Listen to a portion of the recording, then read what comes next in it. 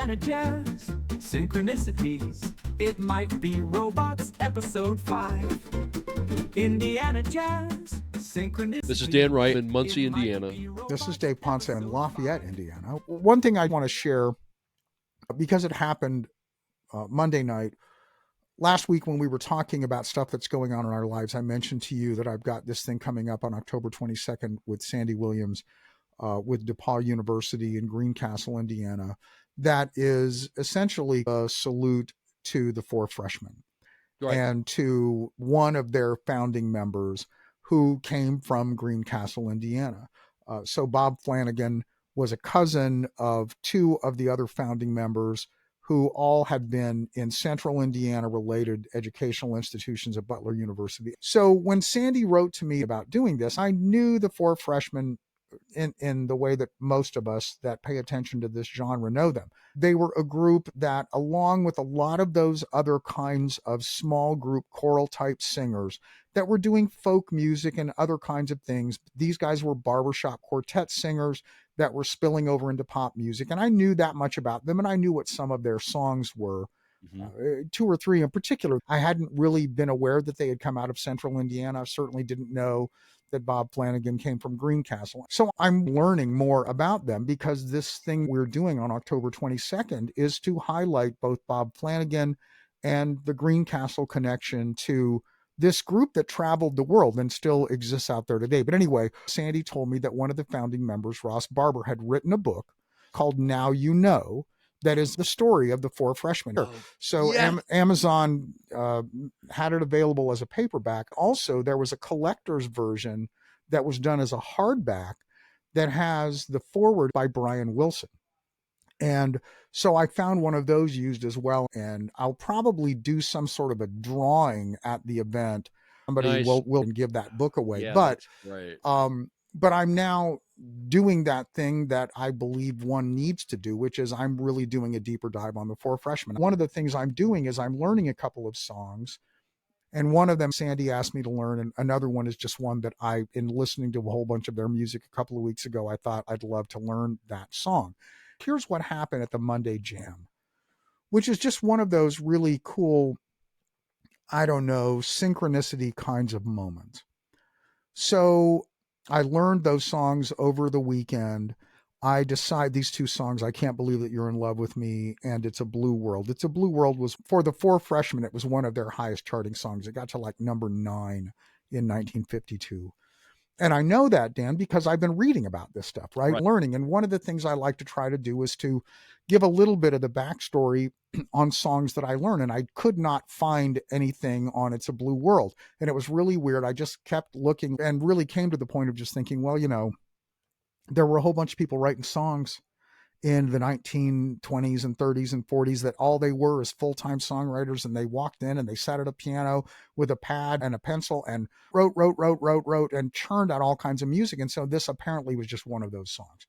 And I'm reading about this, and I'm literally sitting parked on College Avenue getting ready to walk into the jazz kitchen. I've been practicing the songs because I decided, even though I don't know them super well, I know them well enough that I think I can get up and sing them in public without lyrics in front of me and do a respectable job.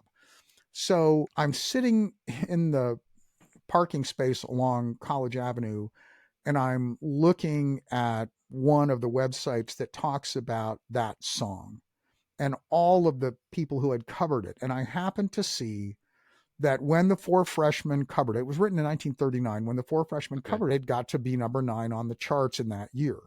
Okay. So that's just fresh in my short-term memory. You know what I mean? Right. So I go in, and when it comes time for me to go up and sing, it happens that this Monday, a guy who was kind of a giant in the community came in. He's a piano player, and he will come in probably once every 6 months or so. Carl Hines is his name. He's probably in his maybe early 80s. He'll typically have somebody give him a ride in, and then he likes to sit up at the closest table to the piano.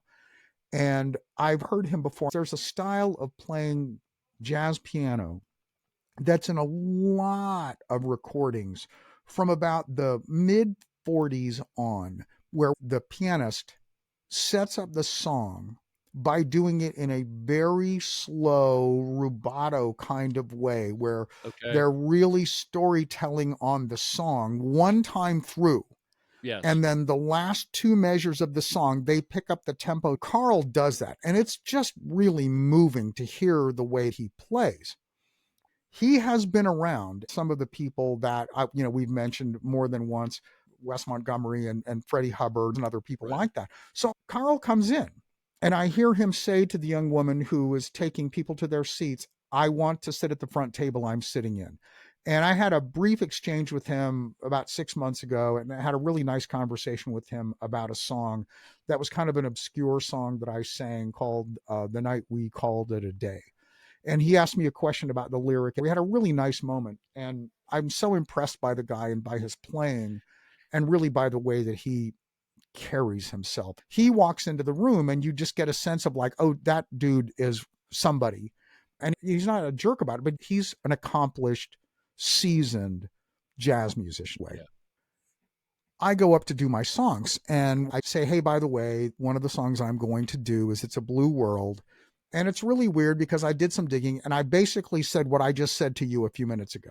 I went looking, I couldn't find it. And from his seat in the front row, as I'm mentioning artists who have covered it, and I said, Sinatra did it and Ella Fitzgerald did it and Mel Torme, and I hear Karl Heinz say from his seat, and the Four Freshmen. And I'm able to say, and it makes me seem like I'm way more knowledgeable than I am. Right, Carl, thank you. Yeah, 1952. It was number 9 on the charts for them that year. I had just read that like an hour earlier. And, I wasn't trying to do it to be pretentious, but it was really one of those, wow. Yeah. And to me, Dan, the moment really was that this man has come in and he mentioned, and, they're from Butler. That's the other thing that Carl mentioned. And it's just like, the Central Indiana connection is really phenomenal. And when you read about, and I have been reading a lot about the Four Freshmen and the places that they went and the things that they did, Brian Wilson walked up to the Four Freshmen at one point and said to them, when I was 16 years old, I heard you and it changed my life. And the Beach Boys became the kind of singers that we are because of you. Yeah. Think about that. I mean, anyway, and that's why when they did this commemorative edition, Brian Wilson agreed to write the foreword for it. It was that meaningful to him. So it was just this really cool moment.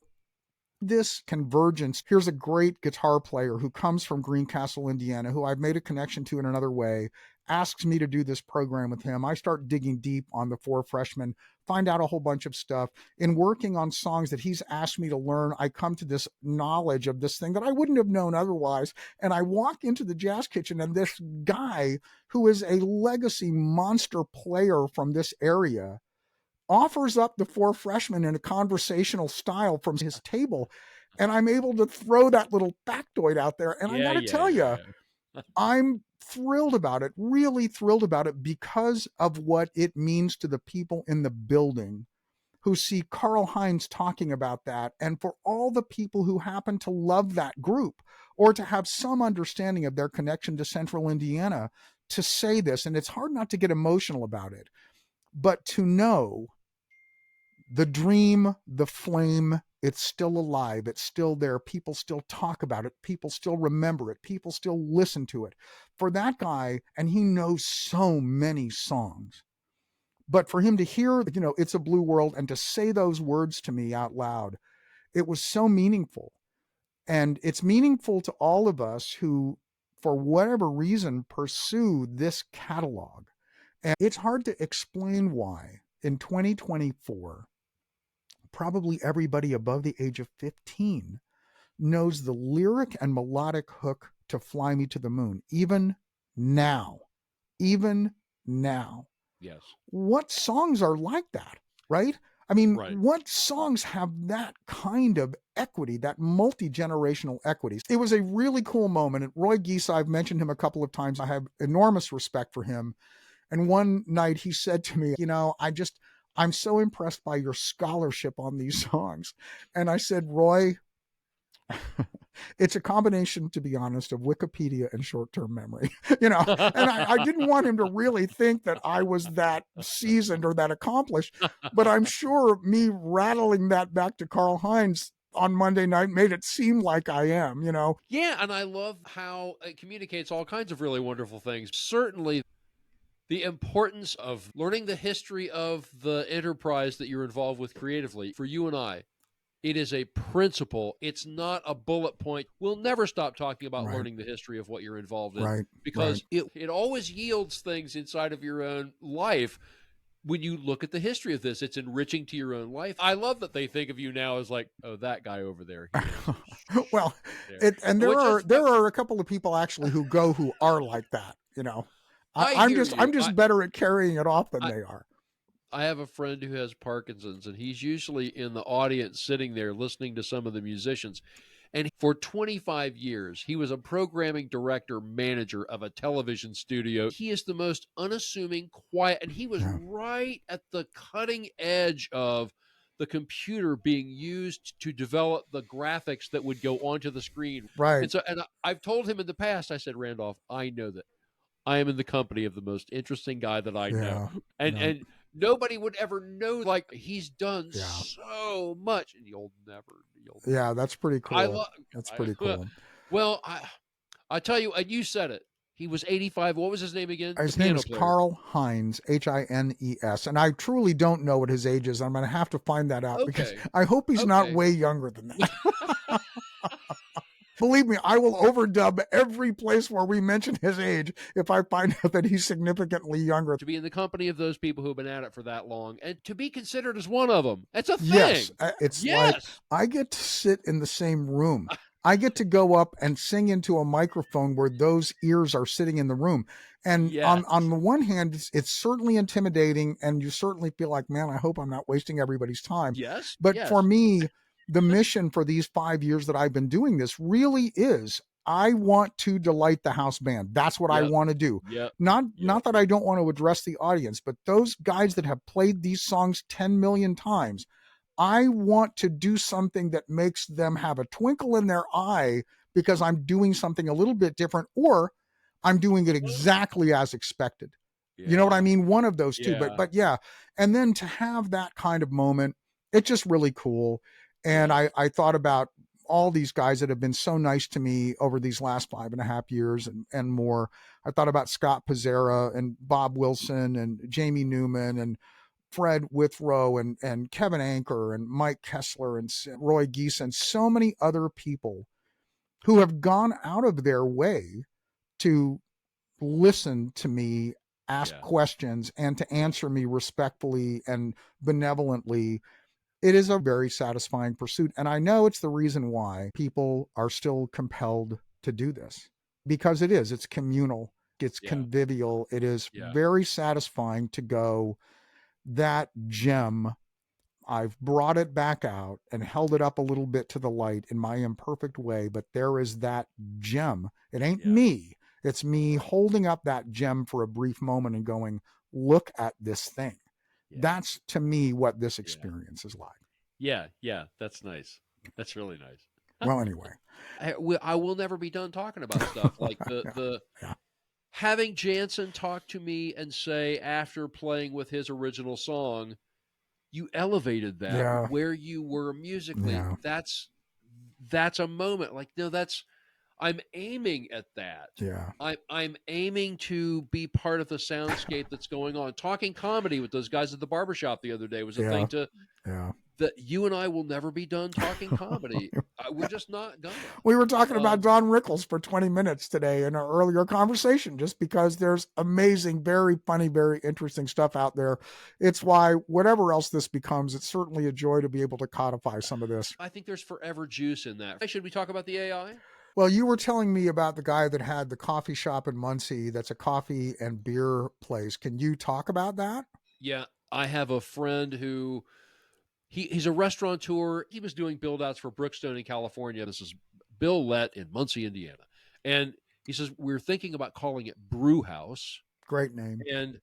And he was and so he gave me that. And while he was talking to me, I went to Ideogram and gave it the prompt. I'll just show this on my phone. Yep. And so, and he asked me, he says, so, is that somebody else's? Did that come from? It's like, no, that's not how this works. But just the description that you're a cafe that serves beer and coffee, it's trying to give you something that sort of fits that. And no, that's completely free. He said, so, and he was so silent about it. So send that to me. And that, Yeah. I could have just as easily broken out a ballpoint pen and started sketching on a napkin. Of course. But to me, it's the same kind of a thing. I'm using the AI the same way that I would sketch on a napkin. You have to believe that at the point at which movable type was invented, all of the calligraphers were talking about what hacks they were. It's just how it is, man. It's just how it is. This is the It Might Be Robots podcast for September 12th, 2024, part 2. I'm Dave Ponce. And I'm Dan Wright. Thanks for listening. Please subscribe. Tell your friends.